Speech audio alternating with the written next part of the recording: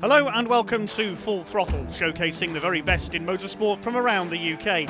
Today we're at the Pembrey circuit in South Wales with 3 races for the all-action junior saloon cars and also 2 races for the Lancaster Insurance MG Owners Club Championship for MGs of all ages. Junior saloons are up first. Let's head down to Ewan Dunlop in the paddock, who caught up with some of the drivers ahead of race 1. So here we are in the paddock at Pembrey with Ruben Hayes, qualified second in the junior saloon ahead of race 1. Ruben, great start to your weekend. Tell us about your lap.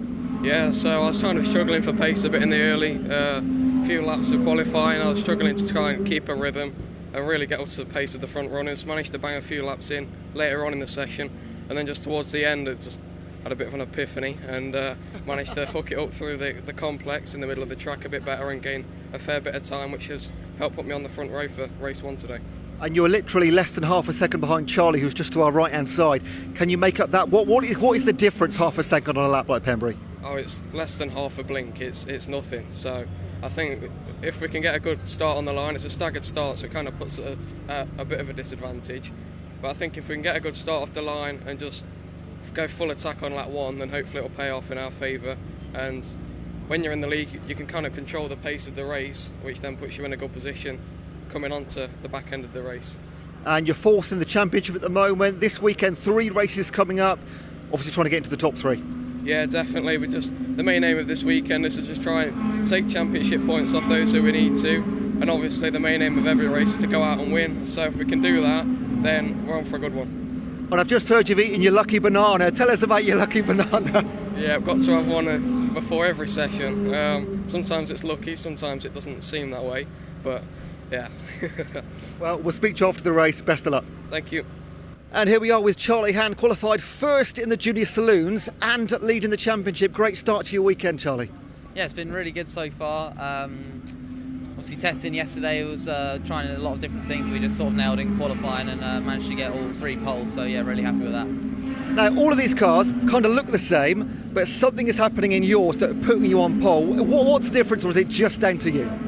I'd probably like to say that it was just me, but obviously the team do a really good job with preparing the cars and everything.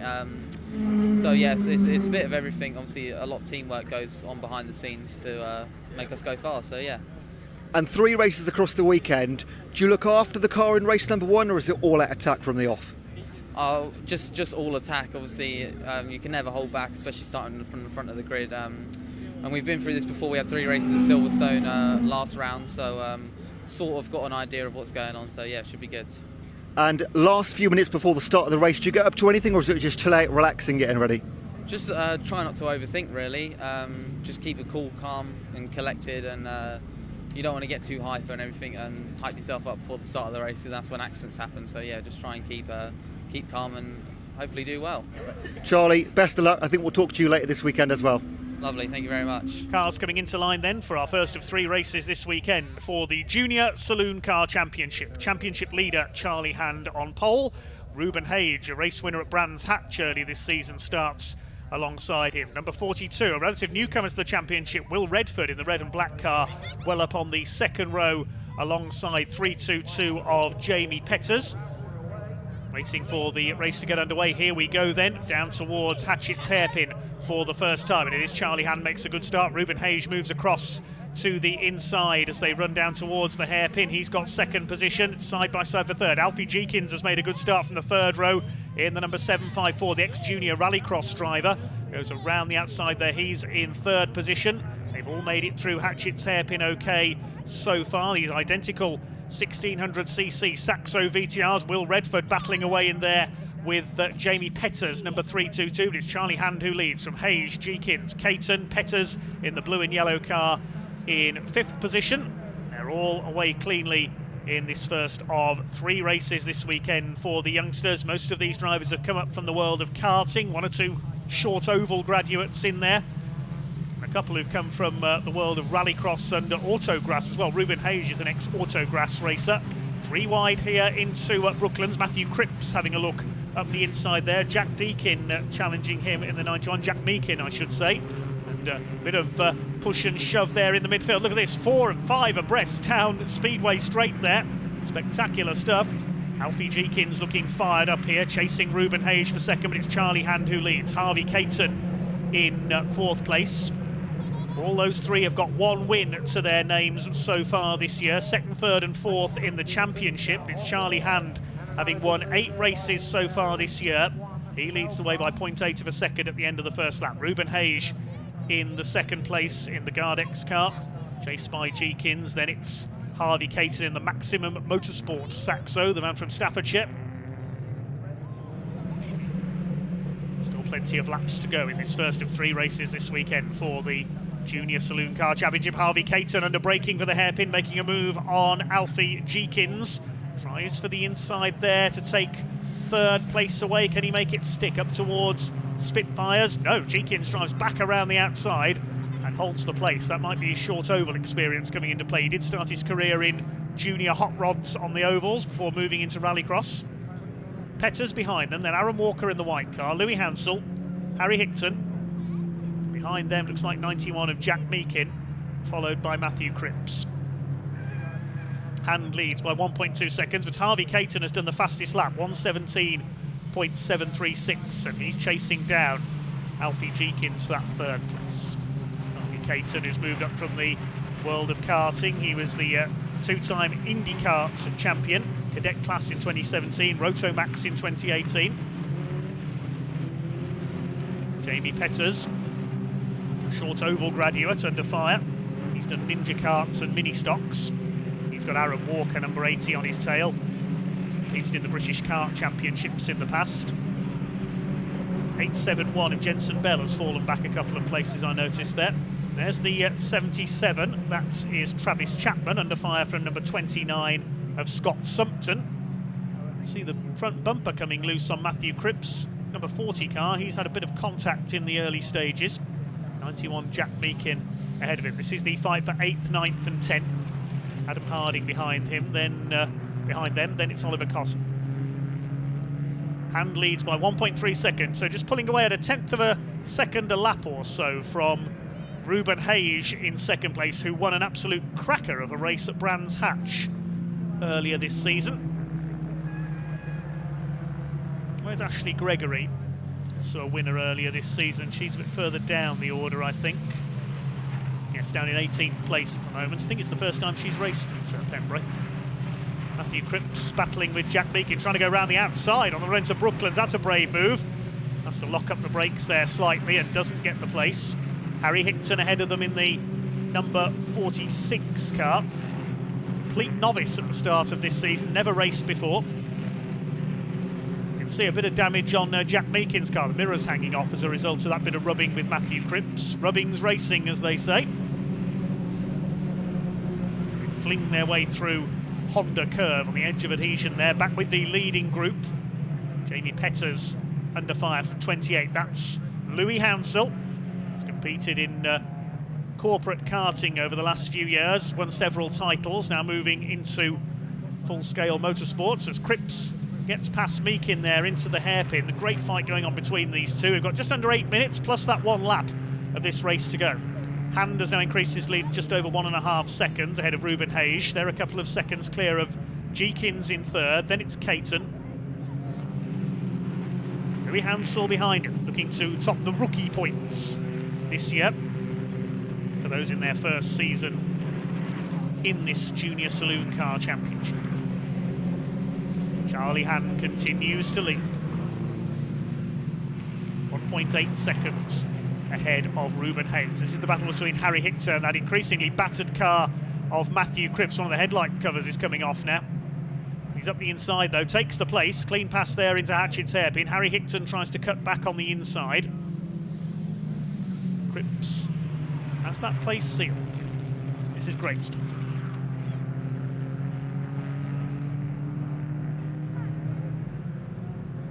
Charlie Hand continues to lead the way. The 16-year-old in his third year of junior saloon car racing, was third in the points last year, was the clear title favourite coming into this season. He's pretty much dominated this season. Louis Hansel looking to become the top rookie in a Jeekins family prepared car. He's currently 7th in the overall points. His best results was a 4th place, a couple of 4th places actually, at Silverstone in the last meeting. Bit of damage on Oliver Cotham's car there as well. He's done some rubbing somewhere. Jacob Heap heads up for this battle with Jensen Bell. Beautifully turned out car number 871 there. They charge their way through. Looks like it's Chloe Grant in behind them in the 63, the young Scottish lady racer. Won the Junior Gold Star from the British Women Racing Drivers Club last year. She's certainly one to watch. Out into the hairpin. Bell moves to the inside to try to take Jacob Heap in the Lucas Oil car, and does so. Makes up the place there. That's 14th place. There's Ashley Gregory in there as well, the ex-Mini Stocks racer. She had a win on home tarmac at Knock Hill earlier this season in Scotland, but well back in the pack in this one in about 16th place. 2.3 seconds is now the lead for Hand, ahead of Hage. 4 seconds off the lead is Alfie Jeekins. A bit of tyre smoke there through the Senna S's. They're on the absolute edge of adhesion in these little Saxos. Jacob Heap attacking Jensen Bell. Good scrap between these two. To look down the inside into Brooklands. Bell turns in, just about holding the place. Oh, and somebody slowing there, coming off the corner. That's Oliver Cottam, I think, number 98. So has he got some damage? Yeah, they're streaming past him, so Cottam's got a problem, I think. Whether it's damage as a result of that rubbing we saw earlier on, he might have a puncture, quite possibly.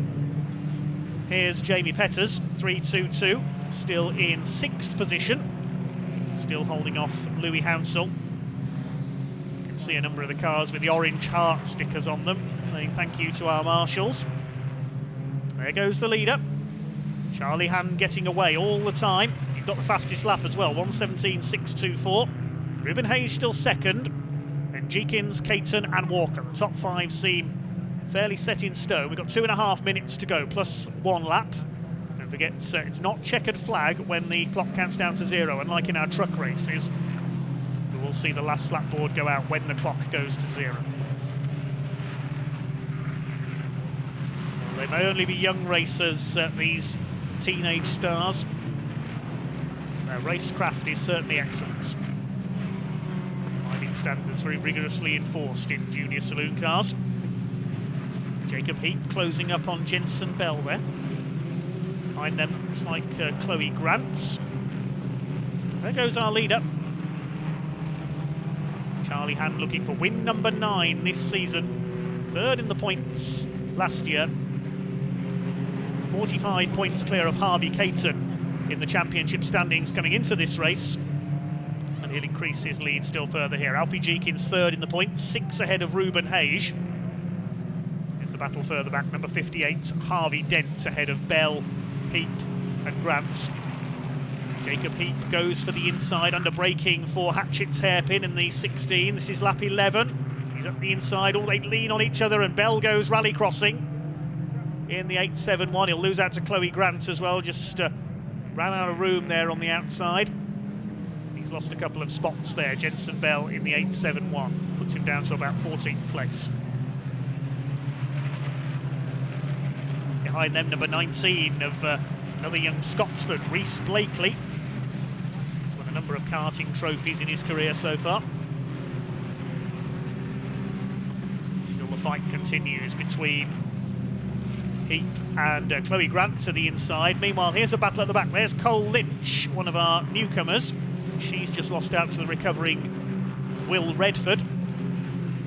There's Louis Hounsell, still chasing Adam Harding. So Harding's got through there. That's into 7th place, and he's split the battling pair of Petters and Hounsell. So Adam Harding on a bit of a charge here. It'll be last lap next time around, because there's only 20 seconds left on the clock. Here's the battle for second. Jeekins has closed up on Hage. So there's battles developing everywhere you look in the closing stages of race 1 for the Junior Saloon Car Championship. There goes Hand. Now Ruben Hage under real pressure for second place, because Jeekins took over half a second out of him on the last lap through the Senna S. Can Alfie Jeekins take second place away? He knows the rallycross course at Pembrey very well. His days in various junior rallycross classes. He's going for the inside into Brooklands. Hage gives him room, and into second place goes Alfie Jeekins, or does he? Or does he? Because Hage gets his foot down and fights back there side by side on the run up towards Carter's Curve. This is going to be close. up towards the right-hander. Jeekins has got the inside, he'll hold second place, then it's the short sprint past the pit lane entrance up towards Honda Curve. Hage will surely attack back at the hairpin. There's Harvey Caton fourth, and sideways in fifth. That is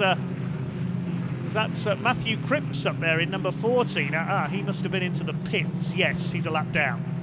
So Cripps has been in the pits, presumably, to check on some damage to his car. He may have got the black and orange flag, which signals mechanical issue and you need to call into the pits. We didn't get notification of that, but I would imagine that's what's happened, just to check that bit of bodywork damage. Ashley Gregory gets past Scott Sumpton there further back. Well, there's the lead for Harvey Caton, for Charlie Hand, I should say. Harvey Caton closing up, I should say, on our second place fight. Here's Reese Blakely under fire, side by side with Chloe Grant, who makes up another place. Jensen Bell recovering in there as well in 8.71. Here's the fight for second. Ruben Hage fighting back, and look at Caton really getting into this now as well. The harder 754 and the 600 battle, the more the 54 of Caton's been able to close in. It's 3 for second place now. Here comes Caton, he's going to try and take both of them. 3 wide towards Carter's Curve. This is terrific stuff. Really ramping up in the closing stages. Caton's up the inside, he's got both of them. Brilliant from Harvey Caton, and Hage goes onto the grass. Hage out wide, 3 into 1, didn't quite go there. It was Hage who was on the outside, he lost out. Meanwhile, up to the checkered flag comes Charlie Hand, who is going to be second. They're up towards the line, Caton's going to get there. Third is Jeekins, fourth is Hage, and Aaron Walker fifth. Terrific finish there. But it is Charlie Hand, win number 9 this season, extends his championship lead, and he'll get the point for fastest lap as well. 1:17.624. One of the stars of that race, Harvey Caton, second place on the last lap in a 3 wide move at 6.3 seconds off Charlie Hand. It shows how hard they were battling. They really dropped away in the closing stages, but look at that for second. Half a second covering the next 3. Caton second, Alfie Jeekins third, Ruben Hage fourth, fifth went to Aaron Walker, Jamie Petters in sixth, then Adam Harding, a good run from him. Louis Hounsell taking 8th place, Harry Hickton 9th, Jack Meakin rounding out the top 10. Then in 11th place was the number 58 of Harvey Dent. 12th for Jacob Heap in number 16th, Chloe Grant was 13th, Jensen Bell 14th, and Reese Blakely rounding out the first 15. Ashley Gregory might be a little bit disappointed with 16th ahead of Scott Sumpton. Then CJ Morgan in number 59 was 18th home. 19th place went to the number 57 of Ben Carter. 20th was Adam Parker, and Travis Chapman, Jacob Baldry and Cole Lynch, the last finisher on the lead lap. Matthew Cripps, Will Redford and Harry Smith, they all got to the finish but a lap down after making pit visits. Oliver Cottam, sadly the only retirement. Well, some great action there at Pembrey Circuit and plenty more to come. Don't go away, we'll be back after this short break.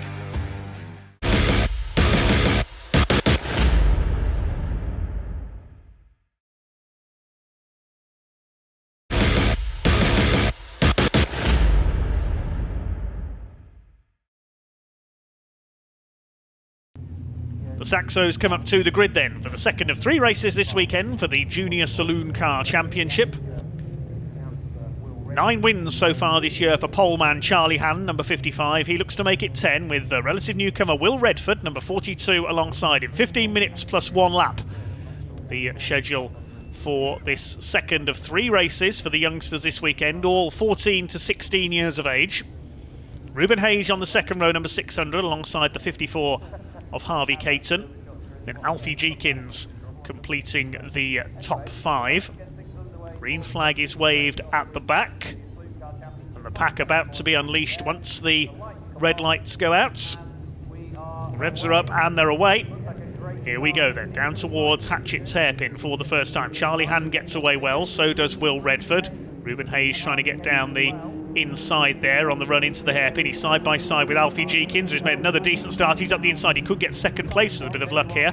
No, Redford turns in, Hand's got the lead, Jeekins could get third. Jamie Petters gets forced out wide onto the grass. 3 into 1 doesn't go at Hatchett's hairpin, and Petters has dropped back as a result of that behind Harvey Dent in the number 58. Number 16 is in there as well, that's Jacob Heap, as they charge their way around the crossing for the first time. Your leader is Charlie Hand. Ruben Hayes has made a bit of a mistake there. He's dropped back to around 6th position. It's Hand that leads from Redford, Jeekins in 3rd, then Caton. Aaron Walker in the white car with the black bumpers is up into 5th place as they start to sort themselves out around the first lap.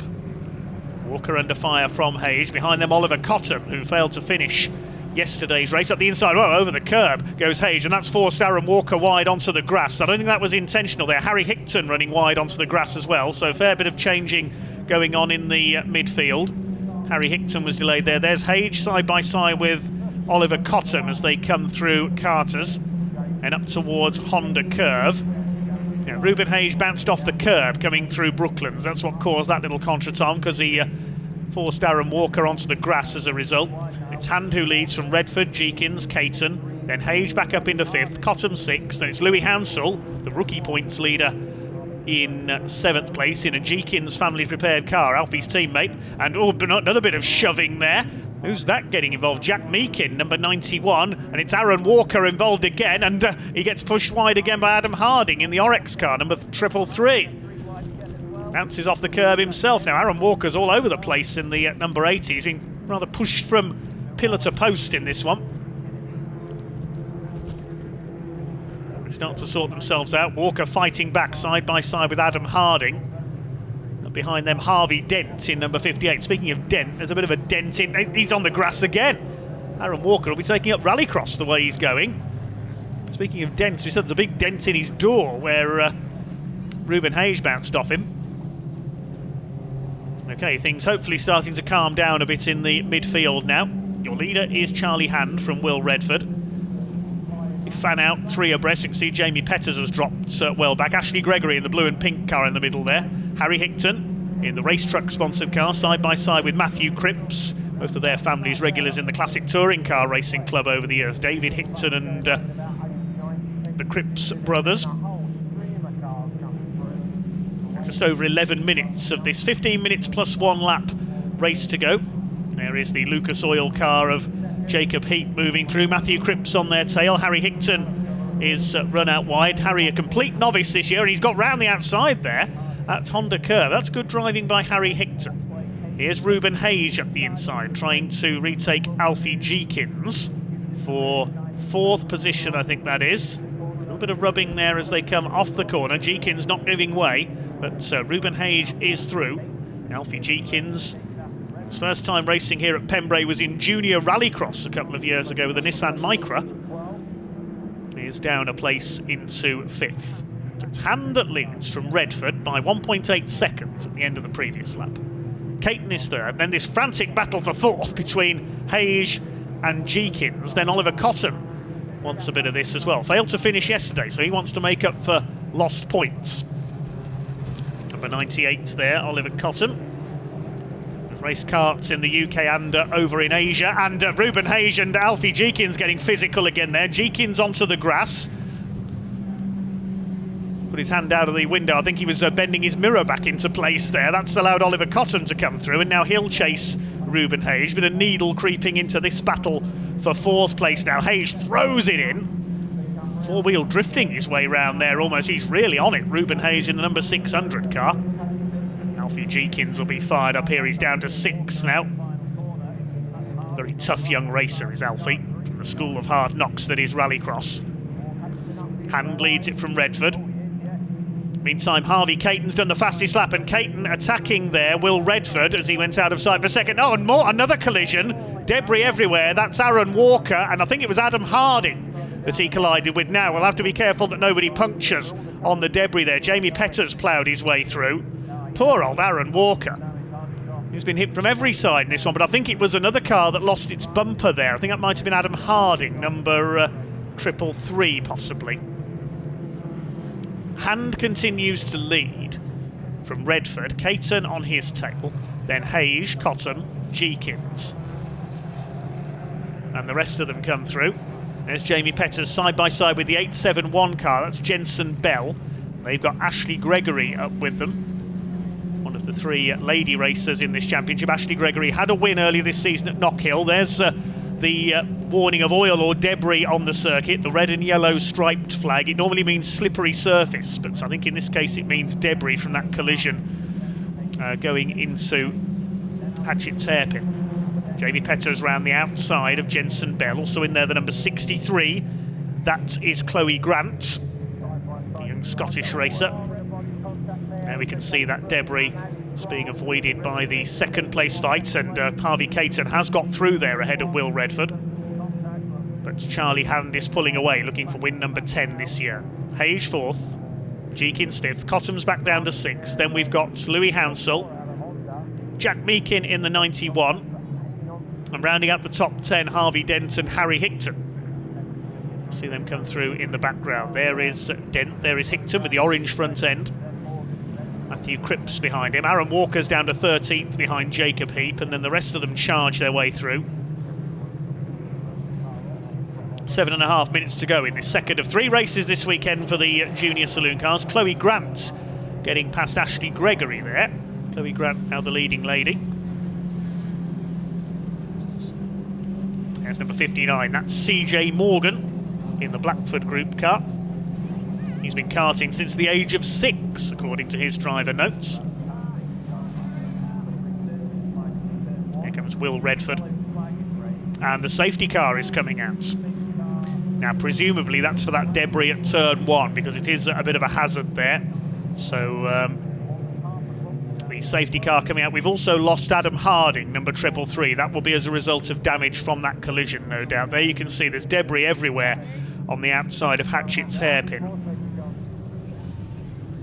Can he hang on here? The lights are out atop the safety car, so it should pull into the pit lane this time. And we will go racing once again. You can see Charlie Hand trying to anticipate the restart. He's backed up the field, doing a bit of a Sebastian Vettel here.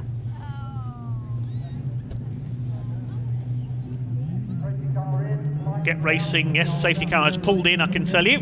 We'll get racing again with just over 3 minutes to go. Here we go then, the pace quickens, and off they go. They get the green, and we're back underway. Got the restart right here, Charlie Hand now. Here comes Oliver Cottam. He's made a good restart, so has Will Redford, moving to the inside. It's going to be 3 wide. Look at this from Oliver Cottam. Can he get the car stopped in time into the hairpin? He's taken Jeekins. He gets a tap. He gets a push there from Jeekins. Can he take Ruben Hage as well? Louis Hounsell's up the inside too. Well, Oliver Cottam over the curb there on the inside at Spitfires. That was a great restart. He's got past Jeekins. He didn't quite manage to get past Ruben Hage. Just couldn't quite get the car stopped in time, but Charlie Hand has held his lead ahead of Harvey Caton. It's Will Redford up there in third, looking for his first podium in JSCC. Up the inside there, big lock up from Matthew Cripps. Has he tagged anybody there? Might have been a bit of contact in there with Matthew Cripps. I think they've all kept it going. Looked like he nearly slid into the side of Jacob Heap's car. Aaron Walker continuing his recovery drive up past Harvey Dent. Harry Hickton coming through on the other side. Harvey Dent didn't know which side to look there. Keeps the inside. Ashley Gregory onto the grass slightly. It's still Dent, still a Hand from Caton at the front of the field. I can't keep up with this. Frantic stuff. Side by side now, Ashley Gregory with one of the Orex cars. That is Chloe Grant. And we've got a red flag. We've got a red flag. What has happened? Did somebody go off round at the exit of the crossing there? I saw a lock-up from... Oh, there's what's happened. It's Cole Lynch. What has happened there? Now, where is that? Wait and see if anybody else is involved there, because it doesn't look as if that car is near a barrier. So whether that has gone into the back of another car. Yes, that's coming out of the crossing into the Senna S. There's a bit of damage on the car of number 57, Ben Carter. He's dragging the front bumper. So there's been a bit of a wallop at the back of the pack. We were watching the midfield. There's debris there on the outside, so there has been a collision at the exit of the crossing. I did see, I think it was Matthew Cripps have a big lock-up there, but we didn't see what ensued. It looks like the medical car has driven away there, so I think Cole Lynch thankfully is okay. But the race stopped. There were 1 minute 46 seconds left on the clock, so that will almost certainly be a declared result. And it will be win number 10 this season for Charlie Hand. The point, if the result stands for the fastest lap, will go to Harvey Caton, 1:17.010. And here we are in the pit lane then with the absolutely unstoppable Charlie Hand. Charlie, I think that's 10 wins this season. You just keep doing it. Yeah, it's been going really well so far, so very happy. Talk to us about Pembrey. You win on lots of tracks. How is Pembrey special to you? I think that I think every track's fun. They all have their different quirks and stuff, and it's just about nailing them. Now, being at the front, that was a bumpy old race behind you. The nice thing is, you get to keep your car quite nice and clean, apart from just a couple of dinks down here. Are you aware of what's going on behind you? Because it got a little bit rough. You can always see, obviously it's quite hard the amount you can actually see in your mirrors, but you can see people jostling and stuff, and then when you come round on the next lap and there's loads of debris on the track, it's a bit of a fright actually, because you don't want to get a puncture or anything, so just trying to steer clear of that, and yeah. I think a puncture might be the only thing that can stop you now. With 10 race wins, what does your future look like? Because you're dominating this class. Are you going to move up to a bigger engine, bigger car? What's your plans for the future? Yeah, so this is my last year in JSCC. Obviously, we're not really sure what we're going to do yet, just sort of exploring options. But whatever we go in, hopefully we do well. Definitely. We've got, I think it's 5 races left of this season, so best of luck with those. And no matter what you do next year, we're going to be following you. Lovely, thank you very much.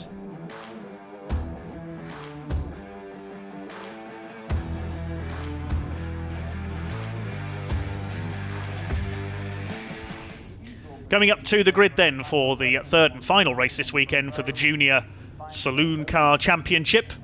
Charlie Hand, number 55 on pole. He got a hat-trick in the previous round at Silverstone. He's on a hat-trick going into this race, 15 minutes plus 1 lap. Will Redford, number 42, starts alongside him. Ruben Hage on the second row alongside Harvey Caton. Alfie Jeekins on row 3. Those three have been scrapping all weekend. Louis Hounsell, the leading rookie in the points, is on the outside of row 3.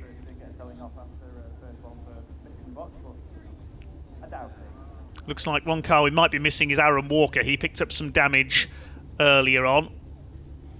Green flag is waved at the back of the grid. So can Charlie Hand make it 6 wins in a row over the last 2 meetings? And we're about to find out, waiting for the red lights to go out. They do now, and away we go. Good start by Charlie Hand. Decent start once again by Alfie Jeekins, but he can't find a way past Ruben Hage. Aaron Walker is there in the number 80. And look at Will Redford. He's got ahead of Charlie Hand into Hatchett's hairpin for the first time. Will Redford leads for the first time in his JSCC career. Harvey Caton goes a bit wide on the first corner. And Aaron Walker is in there attacking Louis Hounsell, who attacks Harvey Caton in turn. Jack Meakin up the inside, and they tangle up. Hounsell's taken out. Onto the grass he goes, and just avoided the tyre wall, I think there. There's damage there to the side of Louis Hounsell's car. The Jeekins prepared car rejoins further back. So it is Will Redford, number 42, who leads. Charlie Hand is headed for the first time this weekend, I think, and up into third it is Jeekins. He's got ahead of Ruben Hage. Harvey Caton 5th, and as a result of that little contretemps, there's a bit of a hole in the field already. The first 5 have been able to break away slightly. They start to sort themselves out. The 29 there on the attack, that is Scott Sumpton on the back of Travis Chapman further back. There is Aaron Walker, number 80. He got a bit bashed about earlier on. Jack Meakin is just behind him. There is Ashley Gregory, number 22, a winner at Knockhill earlier this season, but she's struggled a bit this weekend. She's in a backup car. That's one reason why. Harvey Caton having a go at Ruben Hage there. And here comes Charlie Hand attacking for the lead. He's going to try and get up the inside into Hatchett's hairpin. No, you don't, says Will Redford. He wants his first win. Alfie Jeekins, the ex-rallycrosser, in third place. Ruben Hage 4th, under fire from Harvey Caton in the Maximum Motorsports car. Behind them we've got Aaron Walker. Frantic first lap there, as we always see in the Junior Saloon Car Championship. Looks like Jack Meakin has got through into 6th position. The blue and red car there ahead of Aaron Walker, and behind them Oliver Cotton. Here comes Will Redford leading the way through the Senna S and up into Brooklands corner. He's loving this out in front. Oliver Cottam attacking Aaron Walker. Behind them, Petters and Matthew Cripps. And then a solid scrub of Saxos behind them. Ashley Gregory trying to go side by side with Chloe Grant. She goes out over the curb. That's going to allow Harry Hickton, number 46, to go through up the inside. They door handle together. Oliver Cottam having a better run this time, and Ashley Gregory defending from Jacob Heap there. And somebody nearly losing it at the back. That's Cole Lynch in her repaired car. 63, Chloe Grant. Cripps has a look up the outside. Redford continues to lead. They go over the line. Charlie Hand's done the fastest lap, 1:17.40, and he's going to have a look here into the hairpin, under braking. Is he going to get the line away from Will Redford? Redford turns in, very close between the two of them. I think Hand's going to get him on the exit here, up towards the right-hander at Spitfires. They are side by side. Redford will try and keep his foot in, keep the line for the left-hander at Debeni, and I think Will Redford's just going to hold on. Yes, that's good driving by Will Redford against the 10-time race winner this year, and he's held his lead. They're side by side as they come through the crossing. Up towards Senna. Hand isn't giving way. They're still side by side. He'll have the inside for the next right-hander. He's surely going to take the lead at the Senna S here, Charlie Hand. This is great racing between the two of them. The championship leader and the relative newcomer, they're still side by side on the run into Brooklands. Neither of them giving an inch. Now Redford goes wide over the curb. Can he keep his foot in? And that's allowing the next three to tow up to the back of them as well. There's nothing between those two. They've been side by side for a whole lap virtually here. This is magnificent racing.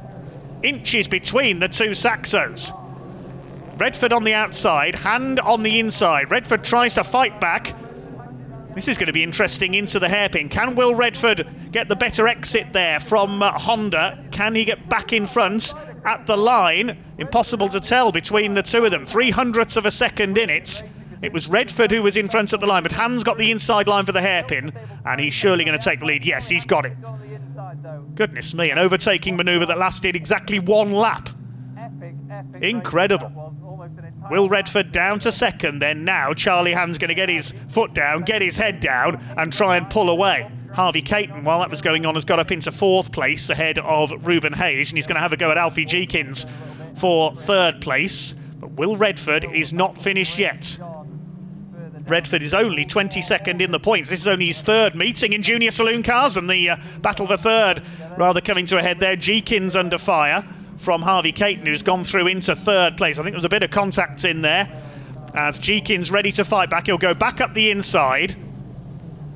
This is like David Jenkins and Ryan Smith in the trucks earlier on between these two. And Cole Lynch is out of it. Well, the car you can see repaired after that heavy damage from race 2. The team have done well to get it back out, but sadly she is into the pits. Nearly 2 seconds in it now for the lead as we watch the midfield battle between Aaron Walker and Matthew Cripps. Walker back ahead into the hairpin, his mirror hanging off there. A little bit of rubbing as they came through. So the order is Hand from Redford. They're clear of Caton in third, then Jeekins and Meakin. Then Cottam, Cripps and Walker battling for 7th. Oh, we've got a spinner. Scott Sumpton has tangled with Travis Chapman. Another Jeekins prepared car there. Scott Sumpton, number 29, has got damage to the right-hand side. So I reckon that was a dive down the inside that went wrong there from Travis Chapman. Didn't quite see what actually happened there, but they've been able to rejoin. There goes the fight between Walker and Cripps. That's for 7th place. Who does that belong to? Well, the Marshals now, I suppose. Ruben Hayes continuing to fall down the order. There's something amiss with the number 600 Saxo. Oh, 8 laps completed then by our race leader with just under 4.5 minutes to go. There's third place Caton, Jeekins 4th. And there's the battle between Meakin and Cottam for 5th place. So Alfie Jeekins rather on his own in 4th, now ahead of them. Cripps still 7th ahead of Walker. Then Jamie Petters and... no, it's Adam Harding in 9th place. His transponder isn't working, so he is there in 9th place ahead of Jamie Petters. Just under 4 minutes to go. The front of the pack has calmed down a bit now, with Charlie Hand over 2 seconds clear. There he goes in the foreground, ahead of Will Redford, looking for his best ever results. The Debris flag is out there, the red and yellow stripes, as Ruben Hayes continues to tumble down the order. There he is, just behind the battling pair of Ashley Gregory and who's that behind her? Harvey Dent, I think. Yeah, Ruben Hayes is slowing right down now. Well, he is fourth in the championship, took the win in an absolute belter of a race at Brands Hatch. But I wouldn't be surprised if we see him pull into the pits here. He's trying to keep going. Here comes the fight for fifth between Meakin and... Oh, who's that getting sideways? That was Matthew Cripps in the background. Ashley Gregory holding off the 58 of Harvey Dent. Jacob Heap giving chase. There's Louis Hounsell. He's a couple of laps behind after calling into the pits at the end of the first lap to check for damage. Ashley Gregory currently in 14th place. Yeah, Ruben Hayes lapping about 10 seconds off the pace. So whether it's a misfire or an electrical problem, we don't know. That's a great shame for one of the contenders. Well, I say one of the championship contenders. It's pretty much contenders for runner-up, I would think, at this stage, because I don't think Charlie Hand is going to be caught for the championship this year. He's heading for win number 11 here at Pembrey today, and his 6th in succession. Scored a hat-trick at Silverstone. He's going for a hat-trick here as Oliver Cottam finally makes his move on the Westbourne Motorsports car of Jack Meakin, or does he? Meakin holds it round the outside. Terrific race between these two. They've been almost glued together all race long. Down the straight they come, and Cottam gets the move done. He'll defend into the hairpin. Meakin trying to drive back around the outside, but it's Oliver Cottam up into 5th position. Lead gap is up to 2.6 seconds for Hand ahead of Redford. Similar gap back to Harvey Caton in 3rd place.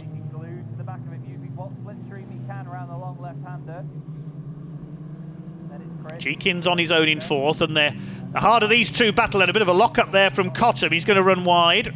Clips the grass on the outside. He's gone right over the grass on the outside. Bit of rallycross there for Cottam, but he's undone all his good work, because through has come Meakin, through has come Cripps, through has come Walker, through has come Adam Harding. Oliver Cottam's lost 4 places. It's not been his weekend at all. Now here comes Matthew Cripps. He's the big winner out of all of that, because he's going to pass Meakin as well. That's going to put Matthew Cripps up into 5th position. He's going really well here. Side by side with Jack Meakin in the Westbourne car.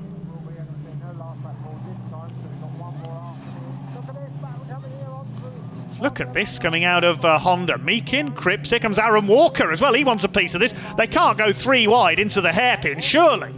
Walker up the inside. He's going to go past both of them. What an opportunist move that was by Aaron Walker.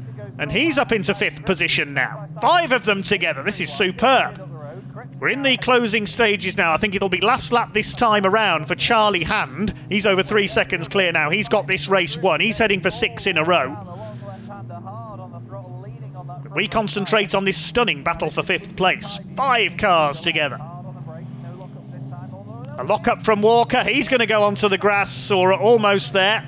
And now he undoes all his good work. I wonder if there is a bit of fluid down there. We saw the red and yellow stripe flag out. So maybe that's what's catching them out. Now it's Cripps into 5th place. Yeah, Walker's going to go to the back of the line, because Adam Harding's going to get through there as well. 4 places lost with that momentary lapse for Aaron Walker. Starting the last lap now are our leaders. Charlie Hand from Will Redford by over 3 seconds now. Harvey Caton on his own in 3rd. There is our leader, Charlie Hand. Well, it took him a few laps to get past the fast-starting Will Redford. It took him a whole lap alongside him to get through. But once he did get through, he has pulled away once again. It's going to be a hat-trick here at Pembrey for Charlie, the man from Sussex. Now, let's wait to see what's going on further back. Somehow got down the inside of Cottam. The battle is still going on. Caton's closing in on Will Redford. But we'll wait to see what's going on in the battle for fifth. The order at the line was Cripps, Meakin, Cottam, Walker, Harding. There go the first three. I think that's fairly clear-cut. Alfie Jeekins on his own in fourth. Now, where's this battle for fifth? There they are. It's actually broken apart a little bit. The first two are pulled away, and look at this now for seventh. Right, it's Cripps fifth, Meakin sixth, and then the next three going for seventh. Cottam up the inside at Senna, gets past Walker and Harding. Oh, this is superb. Well, the leaders are heading for the line then, and Aaron Walker goes off. He goes rally crossing. Could lose out to Jamie Petters as well as a result of that. Poor old Aaron Walker. He's been yo-yoing up and down the order in all three races. Meantime, the checkered flag has gone out. The win goes to Hand ahead of Redford, Caton and Jeekins. And who's going to be fifth after all that? It's going to be Matthew Cripps. Well done, Matthew. Meakin sixth, Cottam seventh. Eighth place goes to Harding, ninth for Petters, and poor old Aaron Walker 10th. 11th behind him, Jensen Bell.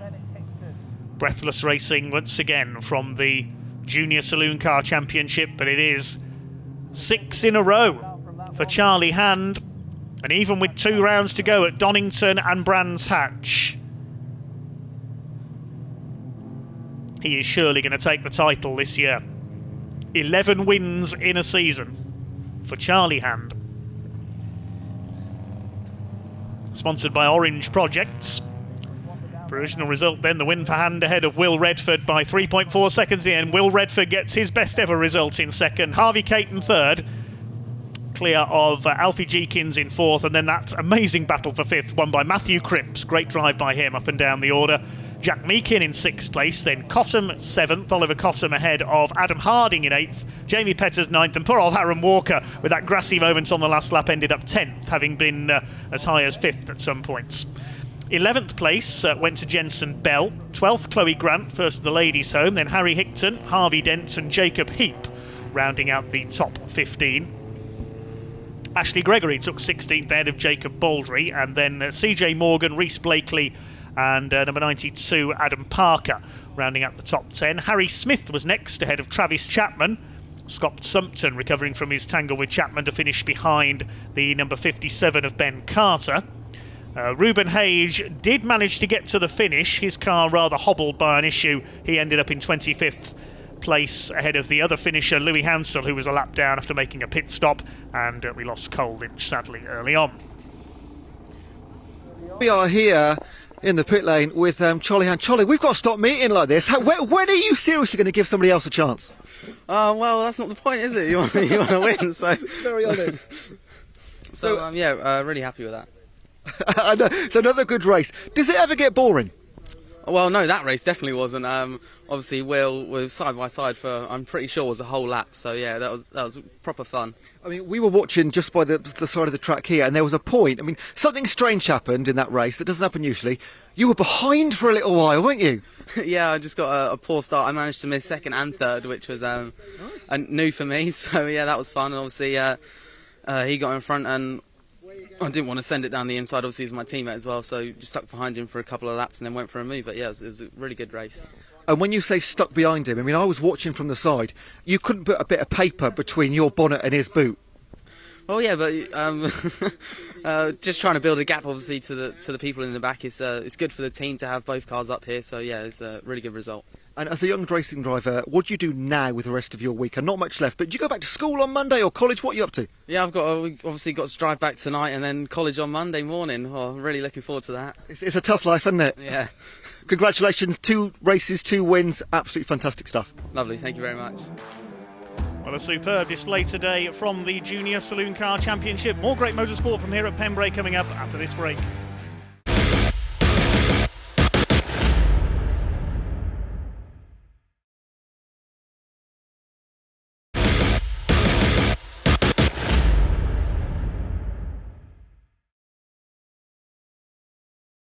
Welcome back to Pembrey here in South Wales, here on Full Throttle. It is now time to take a look at the Lancaster Insurance MG Owners Club Championship.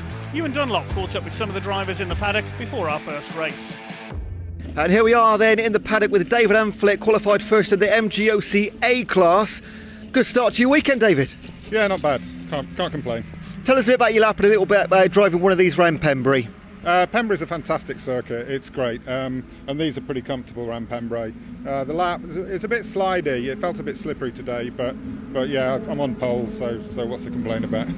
And tell us a little bit about your car behind you. It's a 1973 MGB, pretty much standard. All of ours are standard production cars. 1853cc engine, suspension's all standard.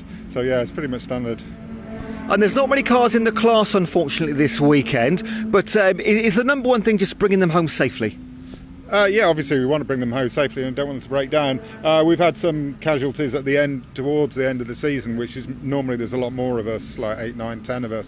So breakdowns and blow-ups means the last race of the season, it's a long way to come. People have decided to rebuild over the winter, so it's a bit disappointing, to be honest. But now you've got races today, races tomorrow. Today just look after the car? Yeah, look after it whilst winning. Yeah. So the winning is really important, of course, isn't it? I think to everybody that comes out, yeah, doing the best that they can is important, yeah. David, thank you for your time. Best of luck with the race. Thank you. Thanks. I'm here with Simon Kendrick in the paddock. Simon, second in qualifying, but first in your class. Tell us about your lap. Yeah, it was a really good session actually. I haven't been in here for a couple of years, so and I haven't actually raced on the new format track, so I didn't know how that was going to go. But I followed my teammate Stuart for the first part, and then I had a cooling down lap, get everything nice and cold, and then went again, and it worked out really well. Got a couple of really quick laps at the end, so yeah, very happy with that. And not many cars across the Lancasters today, unfortunately. It's a long way to come out to Pembury, but it is beautiful here, isn't it? What do you think about the track itself? Yeah, I really like the track. It's a really busy lap. You've got lots going on the whole time. There's no time to rest, and actually, you know, in a sprint race, that's kind of what you want. I think also with the three of us together, although there aren't that many cars, myself and the other two Fs are going to be very, very close. There's a tenth or two between us, and I'm looking forward to a really tight race. Now, I can't speak to you and not ask about your livery. Can you just explain what's going on here? And we'll come on to this one shortly as well. Yeah, sure. Well, a few years ago we reshelled the car, and my youngest son Luke he's quite artistic, and he's not into the racing like my oldest son, so I gave him the option of deciding how it would look. So he came up with the Tiger, so we did the Tiger, and Stuart, my teammate, liked it so much, his car was white, that we thought we'd have a zebra, but actually it's a stripy donkey, it's not a zebra at all. Who's going to win the race today, the Tiger or the donkey? Well, I'd like to say the Tiger, but to be honest, between the three of us, it could be any of us. And you know, we're going to try and keep Will honest as well. There's only, you know, there's one ZR in front. He's a little bit quicker than we are, but we tend to start well. We get good drive off the line. So if a couple of us get in front of him, it's anybody for the overall win. We are looking forward to watching. Best of luck with the race. Thanks a lot. As David Amphlett mentioned in his interview there, the Lancaster Insurance MG Owners Club Championship with a slightly smaller than anticipated entry. Unfortunately this weekend we have got 10 cars here, racing across 4 different classes. They line up as follows. We'll explain the classes in a moment. Number 66, Will Sharp in his MG ZR will be on pole. Alongside the man we just heard from, Simon Kendrick, the first of the MGFs in number 42. Second row, a pair of MGFs, 53 Mark Baker and number 5 Stuart Plotnick. The third row, the ZRs of number 30 Andrew Robinson and number 12 Nick Golhart. Real veteran of this championship is Nick. Row 4, we've got the first of the classic cars, the MGBs. We were going to have an MG Midget as well, but that's not here, so just 3 MGBs in the classic division, Class A. David Amphlett, number 14, and Malcolm Hill, number 7. Then we've got number 11, Chris Millard, and the only Class B car, which is Anthony Bates, number 70, in his MG Maestro. Green flag waves at the back of the grid. This will be a 20-minute race for our field of MGs here at Pembury. The Lancaster Insurance MG Owners Club Championship is go, and down towards Hatchett's Hairpin for the first time. A good start by the 2 front row men. Will Sharp in the ZR on the inside. Attacking around the outside is Simon Kendrick. It will be the ZR, the Wayside Adhesive sponsored car that leads into Hatchett's. Second place is Simon Kendrick. Mark Baker in third position, and a poor start there by Nick Golhart. He's dropped to the back of the field in the number 12. Chris Millard in the number 11 getting through there. Golhart holding off Anthony Bates in the Maestro. As they start to sort themselves out around this opening lap then, it is Will Sharp who leads the way. Mark Baker making a move, coming out of the crossing there, and he's up into second place. The MGF class champion in number 53. Now the MGFs would love to try and take an overall win here. Every race this year has been won outright by a ZR category car. They're going to try and topple Will Sharp in the ZR there at the front of the field. Andy Robinson's ZR is 5th in behind the 3 MGFs. In 6th behind him we've got the first of the Class A runners, which is David Ampflett's MGB Roadster. He's already sealed the Class A for Abingdon title this year.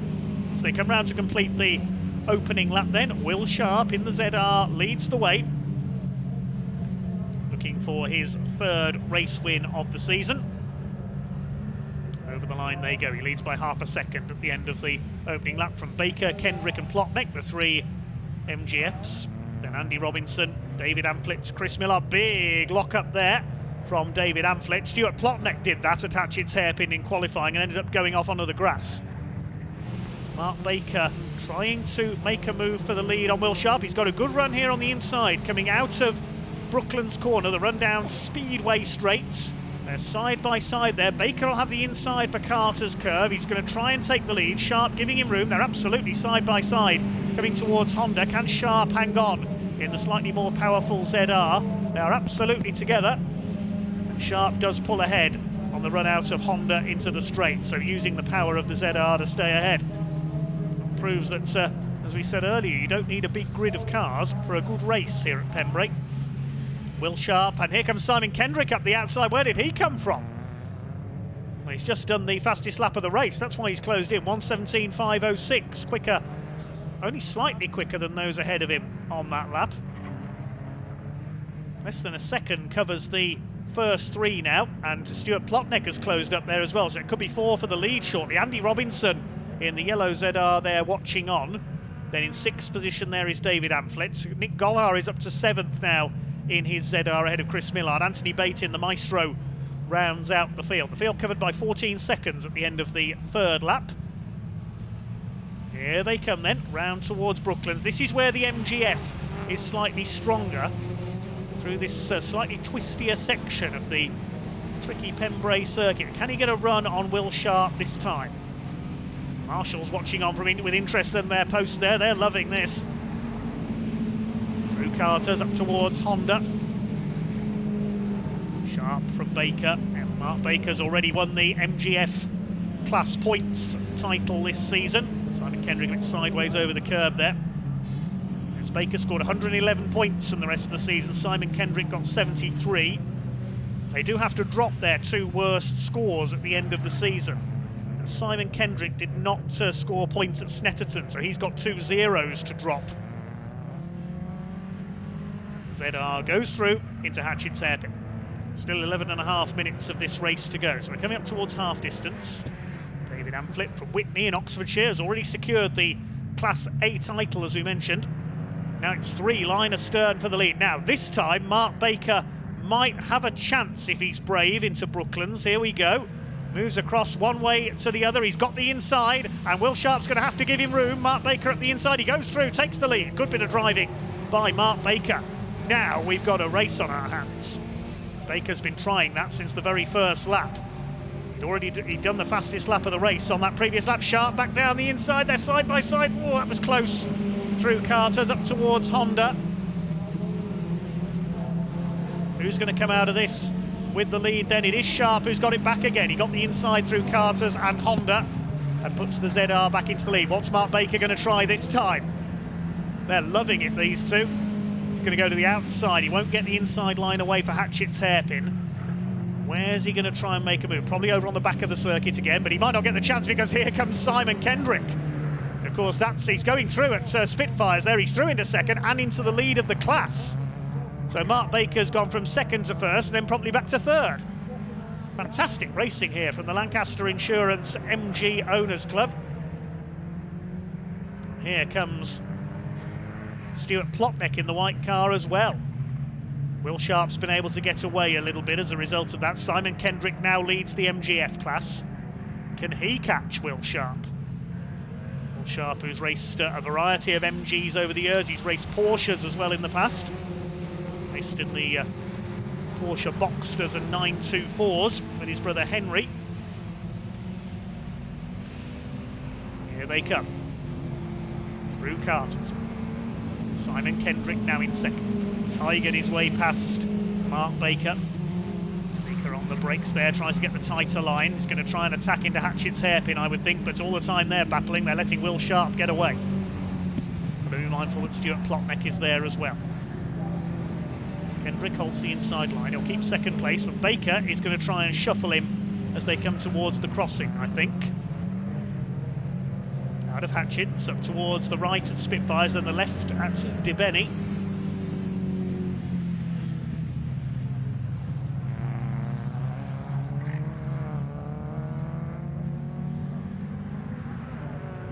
Mark Baker, the blue car with the 2 white stripes. Some remarked it looked similar to a Dodge Viper, that car, with that livery, number 53. No V10 under the bonnet of the MGF, though. It's all over the back of Simon Kendrick now. He's having to defend here, Kendrick. Baker's going to try again. This is where he's stronger, dodging about there on the bumper of Simon Kendrick, and you can see how Will Sharp's been able to get away. He's saying, well, if you're all going to squabble amongst yourselves, I'm going to get my foot down and clear off into the lead. He wants his 3rd win of the season. So Steve McDermott and Fergus Campbell have done the rest of the outright winning this year. Plotnick gets a tighter exit there from Honda Curve. He could take 3rd place here and move into the overall podium placings. Great fight between the MGFs. Yeah, Plotnick's going to have the inside line here. Mark Baker's going to have to cede to him. Or is he? He's going to be later on the brakes. He's not going to cede to him. You're not getting past me, he says to Stuart Plotnick, and he doesn't want to overrun. He has overrun on the exit of Hatchett's. Over the grass goes Mark Baker. Plotnick is through.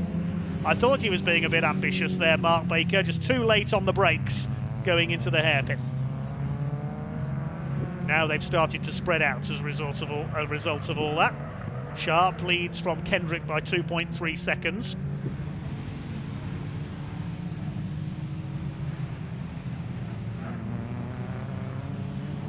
One of our commenters pointing out that Maestro was previously raced by Ben Short, who went on to race successfully in Mazda MX-5s and in historic racing as well. So Ben Short's another well-known name to have raced the MG Maestros. It's the car now being raced by Anthony Bates. Thanks for a bit of background info coming in. It is appreciated when I get a chance to take a look at the comments. There is David Amphlett, still leading Class A. 3.5 minutes on the clock. David Amphlett up there in 6th overall. I think that might be one of the best finishes for a classic MG this year. Overall in this championship. Nick Gollard has now got the MG ZR away ahead of him by some 4.5 seconds. So Gollard recovering from his poor start to pass the classics. Andy Robinson's dropped back as well. Has he got a problem? Yes, I wondered where Andy had gone. With Nick Gollard up there in 5th. He's down to 7th. What was his last lap time, Andy Robinson? A 1:23, he was slowest of all on the last. So I reckon Andy Robinson's got a problem. Keep an eye on that yellow ZR if we can. 3 minutes to go. Just over 6 minutes of the race. Just over 6 seconds in it, I should say. Sorry, in it for the lead. There's Andy Robinson. Yeah, that car does not look too well to me. Yeah, he's lost out to Anthony Bates there as well, and Chris Millard's got through. Well, I think Andy Robinson's heading for the pits this time. David Amphlett continues to lead Class A. Just wait to see if Andy Robinson does pull into the pits this time. Here's the battle for second. The 3 MGFs still line astern. Mark Baker, this is where he's stronger through the twisty bits, even stronger than his fellow MGFs. He's still got the fastest lap of the race, 1:16.858. Anthony Bates still going. Andy Robinson does head into the pits. I thought he had a problem. That's the end of his race. And there goes 3rd in the ZR category as well. Chris Millard continues ahead of Anthony Bates, who's now 8th overall. There is Robinson, and he's heading into the paddock. Hopefully we'll see him back out tomorrow. Hopefully we'll see, as we mentioned, Malcolm Hill race tomorrow as well.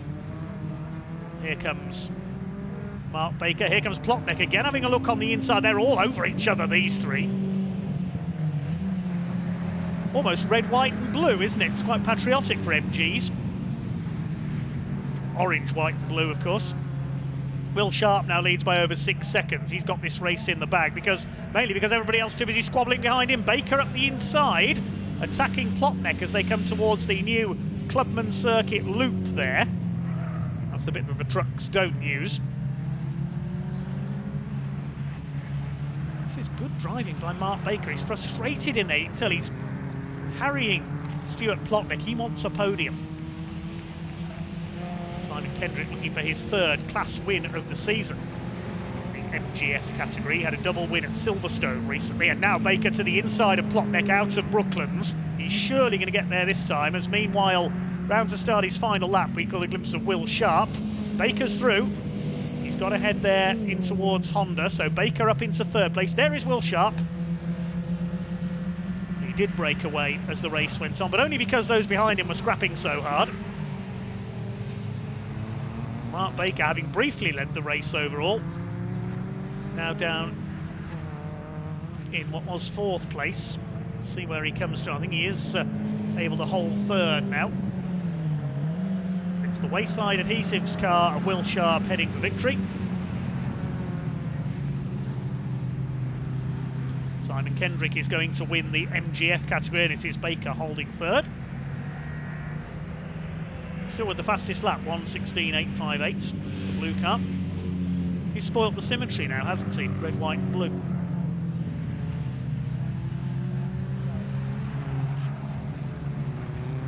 He might get second place in a little bit of luck.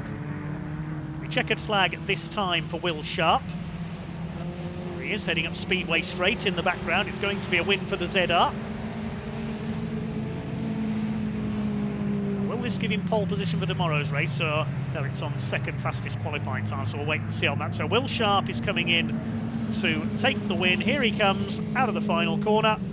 Checkered flag for Will Sharp, waves as he crosses the line to take the victory. Class F, and second place is going to go to Simon Kendrick.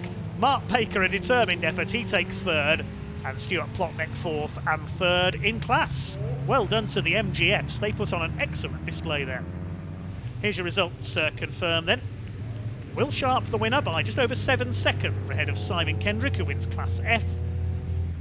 1.6 seconds covered the three MGFs. Mark Baker third, Stuart Plotnick fourth overall.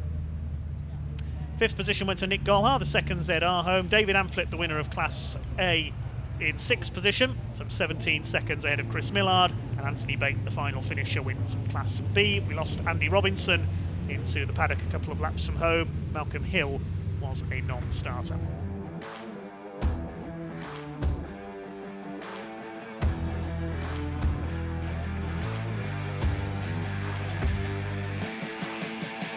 Cars coming to the grid then for the final race of the season for the Lancaster Insurance MG Owners Club Championship. 8 cars out there for a 20-minute race. Will Sharp looking to make it 2 wins this weekend in his MG ZR. He will start on pole position alongside the first of 3 MGFs. Simon Kendrick in the Tiger striped number 42. Second row, the MGF class champion Mark Baker in the blue car with the white stripes. Alongside him, the white Tiger, number 5 Stuart Plotnick, Simon Kendrick's teammates. There's a gap on row 3, no Andy Robinson, so Nick Golhar's ZR starts there alone. 2 MGBs out there, David Amphlett and Chris Millard, and Anthony Bates MG Maestro starts at the back. The green flag is waved at the back of the grid, ready to go racing with the last race of the year for the Lancaster Insurance MG Owners Club Championship. They're underway and down towards Hatchett's hairpin for the first time. It's a great start by Will Sharp, good start by Mark Baker, who's come through into second place from the second row of the grid and into the lead of the MGFs as they go into the hairpin for the first time. Now, every race in this championship this year has been won overall by a ZR. We could be losing an MGB there already. Number 11 is pulling off. Chris Millard in trouble. Oh, that's a great shame. Is he going to keep going, or where's he going? He's going to try and keep it going and possibly limp it round to the pits. Problems there already for one of our MGBs. So it's Will Sharp that leads. No, Millard has kept it going, as we can see. So hopefully, just a momentary problem there and he can keep racing on. We won't lose any cars from this race. He already lost a couple yesterday, Andy Robinson and Malcolm Hill's MGB. So Will Sharp leads it then. Now, as I was saying there, every race so far this year has been won overall by a ZR. The wins have been shared by Will Sharp, Steve McDermott and Fergus Campbell. I'm sure the MGF brigade would want to take an overall win here. Here come your leaders, and whoa, Will Sharp, goodness me, nearly spun it there. Got a wheel onto the grass heading out of Honda Curve there, and if he'd spun it there, he would have gone straight into the pit wall. That was a bit of a lucky escape there. But Mark Baker not able to capitalise and take the lead. Simon Kendrick challenging Baker for what is second overall. Then we've got Stuart Plotneck in the number 5 car. Does like his lightweight sports cars, has raced Lotus Elises as well. Here come the leaders out of the crossing. Fortunately, we've lost our camera at the crossing at the moment. Apologies there. Get that back later on in the day. Simon Kendrick looking for a second class win of the weekend. Mark Baker's already won the class championship. It's David Amphlett up there in 5th place there with his MGB. Then Nick Golhar with his ZR. And at the back of the field at the moment is Anthony Bates. Oh no, Chris Millard is still going. Just caught a glimpse of him in the background after those problems on the first corner. First 4 have broken well away from the rest of the field. Stuart Plotneck has dropped a little way back. He's lost the draft, as they say in NASCAR racing. There is the white MGF. What's the gap going to be this time then? It was 0.63 of a second. 0.7 of a second, so it's about the same. Baker still with the fastest lap of the race in the blue number 53. Number 53, it should be white with red and blue stripes, shouldn't it? I'll leave you to work out the reference there. Blue with 2 white stripes like that. Looks a bit like a Dodge Viper style livery. No V10 engine under the bonnet of this car. He's closing though on Will Sharp in the ZR. There's the other ZR, Nick Golhar, veteran of this championship, used to race an MG Maestro in the days of full grids of Maestros. Just got the one here this weekend. The other Maestro we've seen this year, Alan Forster, number 93, not out here at Pembrey. He's been racing on the short ovals this weekend with the Grand Prix Midget Club, racing his midget car. He'll race anything, Alan Forster. He's done Formula V single-seaters, he's raced Legends. He's done all sorts of things over the years. Now, Mark Baker is really getting aboard. The gap comes down to 0.35 of a second that time through. He's really putting the pressure on here. He wants to end the dominance of the ZRs in terms of overall victories this year. And now he's really having a go as they come up towards Spitfires and DeBenny.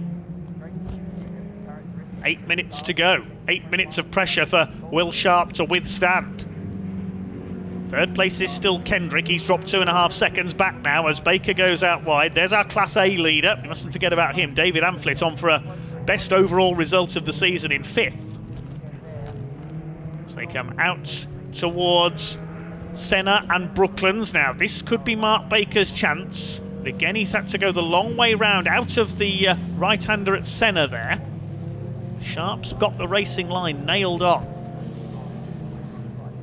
Will he crack under the pressure from the MGFs? There's Kendrick and Plotneck, the 2 teammates, 3rd and 4th. David Amphlett is now 17 seconds back in 5th position. Nick Golhar behind him in the other ZR. And Anthony Bate in the Maestro is 12 seconds off him. And Millard a long way behind in the number 11. His last lap was a 1:26, so maybe he does have a problem. There's Nick Golhar, 6th position. Meanwhile, the leaders into Hatchett's hairpin. Baker not able to make a move there. So as they come out of the crossing and up through Senna and Brooklands, that's where Mark Baker is stronger. Trying as hard as he can to take the lead. This section of circuit coming up now. Over the crossing, into the left-hander. In this second left-handed flick, it takes them into the Senna S. Well, The lead car sponsored by Wayside Adhesives, and it's got an MGF glued to the back of it as they come through Senna. Again, he has to go over to the left. He's not close enough to cut back in. The ZR has just got the straight line speed advantage. He's trying to wrong foot Will Sharp there. He goes out to the left coming out of Senna, then will try to cut back to the inside into Brooklands. That's how he took the lead yesterday. But the ZR was straight back through at Honda curve. And then Mark Baker was too late on the brakes for Hatchett's hairpin the next time around and went wide onto the grass as he was battling with Simon Kendrick. But no threat from Kendrick here at the moment. He's dropped away. It's just between these two for the lead. Just over 5.5 minutes remain. There's Anthony Bates, still leading his class in 7th.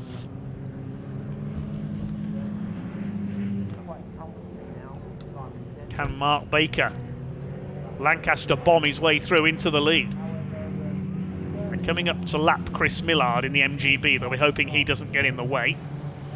Marshals will show him the blue flag to warn him that faster cars are approaching, just to hold his line. Down Speedway straight, there's the back marker. Number 11, Chris Millard from Berkshire. Will Sharp from Radcliffe-on-Trent in Nottinghamshire. Mark Baker from Ipswich in Suffolk. There we can see Stuart Plotneck in a rather lonely 4th place now, has dropped back from his teammates. Mark Baker, he's got his headlights on now, as has Will Sharp. They put the headlights on to warn the back marker that they're coming up on him. See those in his mirror. Now Mark Baker, he's trying to go around the outside at Hatchett's hairpin. That won't work. So Will Sharp with the full beams on there to warn Chris Millard to get out of the way.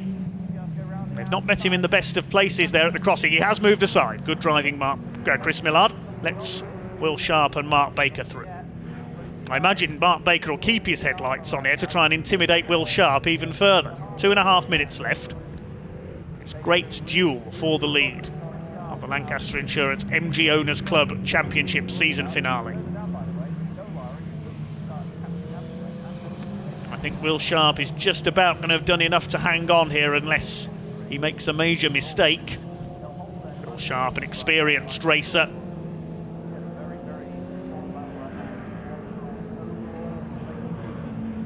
He's raced Porsches as well as MGs in his time.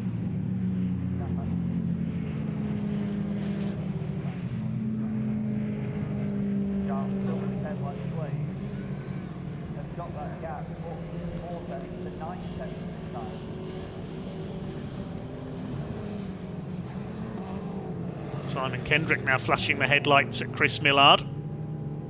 Excuse me, he says. Goes through.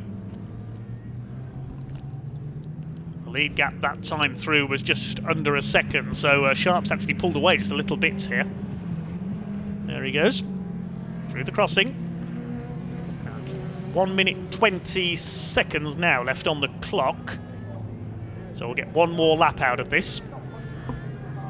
See, Will Sharp has pulled away just a little bit there as Nick Gollar up alongside David Amphlett. This is for 5th place overall. Nick Gollar goes through at the hairpin, the slightly quicker ZR. It matters not for David Amphlett because, of course, he's still leading his class. Gollar second of the 2 ZRs. We would have had a third one, but Andy Robinson had problems yesterday and was a non-starter. Okay, the leaders coming up to start the last lap of the season then, for what's been one of the most entertaining championships in UK national racing this year, the MG Owners Club Championship. Just over 30 seconds on the clock as they come up across the line. This is Mark Baker's last opportunity. Through Hatchett's hairpin. See Will Sharp working the wheel there. Looks as though he is going to hang on for the victory. Now, to win at Brands Hatch early this year, he had a win at Thruxton. It looks like he is going to make it 4 wins for the season, and the ZRs will have won every championship round overall this year, unless Mark Baker can do something special here. He's had several class wins already in his MGF this season. right on the tail there of the ZR through Senna up towards Brooklands. He's going to be late on the brakes here. He wants to try and get through. I don't think he's going to do it. Here they come down Speedway Straight for the last time. Can Mark Baker get in the slipstream there?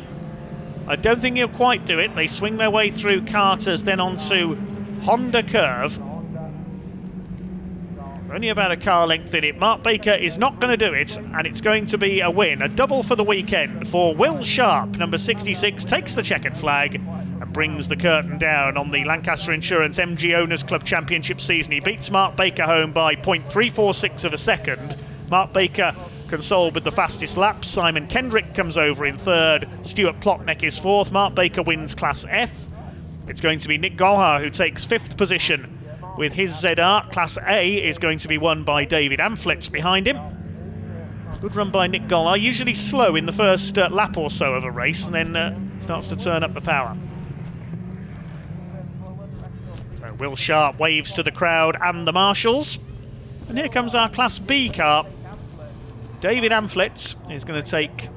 Anthony Bate, rather, is going to take seventh behind David Amflett and win Class B.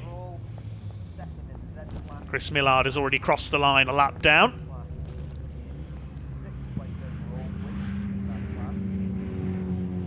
The MG Maestro will come in as the last car to cross the line, and that does bring down the curtain on the MG Owners Club Championship season, sponsored, as it has been for many years, by Lancaster Insurance. A flash of the lights as Anthony Bate comes home to win the class.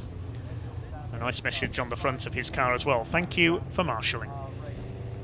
Race winner completed 16 laps in a time of 20 minutes 42.267, winning by 0.346 of a second. Will Sharp over Mark Baker, he wins the MGF class. Simon Kendrick has to settle for second in class and third overall today. Stuart Plotnick in fourth, Nick Golhar taking fifth, and David Amflett, the winner of Class A, in sixth position. Anthony Bate winning Class B in seventh, and Chris Millard, after a few problems at the start, finishing a lap down.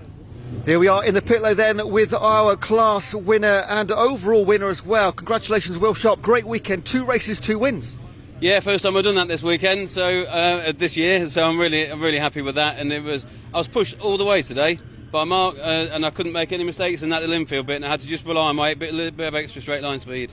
You had a slightly easier win yesterday. Mark kept you extremely honest throughout that one, didn't he? Completely. You know, you've only got to make one mistake and get him in front, and I drop back a bit. And if you'd got behind him, it would have been a lot more difficult to overtake. And he really, I don't want to sound patronising, but he really deserved to get an overall win today. And I kind of half thought when I came around the line I might just let him go over, but then at the last minute I thought, no, and I floored it again. Will, you're a racing driver. You're never ever going to give a win away, I'm absolutely certain. Now, what happens now? That's the last race of the championship. 4 wins this year, so fantastic year for you. Where will you go in next season? Definitely staying with the MG Owners Club next year. My little brother Henry Sharp, he's come in to race. He's got his ZR done. It's both our big years next year. I'm 50 and he's 40. We want to go for the overall title. I've got a choice of the midget or this, and I'm going to look at what the competition's like and pick the route for the overall. Do you have a midget at hand? I've got my midget, yeah, I have. Yeah, I've been speaking to the original owner of it just now. I haven't seen for 14 years. And yeah, that's my favourite car, but this really handles well as well, so I'm getting used to it. You've raced other classes in your history as well, haven't you? What is it like racing MG? I think you've raced the Porsches as well? Yeah, Porsches, the new Mini Coopers, obviously in the Maestros. The midget in the Porsche, my midget's my ultimate favourite car because it just handles and it does everything you want it to do. And the Boxster was exactly the same as that.